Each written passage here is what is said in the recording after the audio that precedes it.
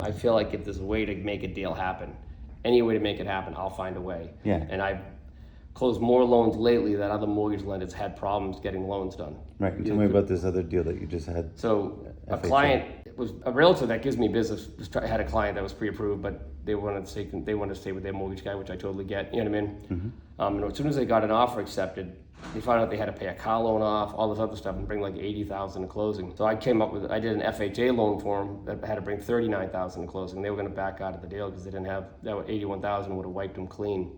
And FHA, they had a little bit lower credit score, so that's why I had to go FHA. But I closed it in 15 days. It was funded and recorded within 15 days from the day that I talked to the borrower.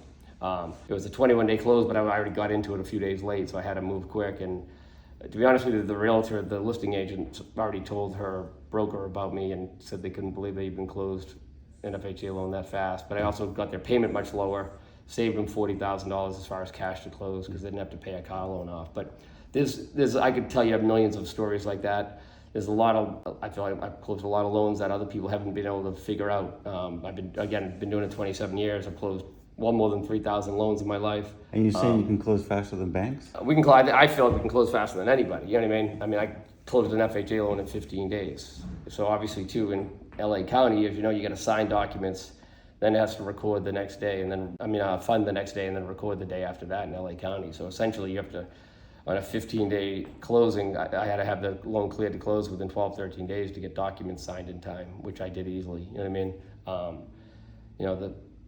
As soon as I get an application, as soon as I get an offer accepted, I make sure I order the appraisal day one, because that's the biggest thing. I don't control the appraisal. I can control the approval process, but I can't control how quick the appraisal. So I make sure I order that day one, no matter what. And just again,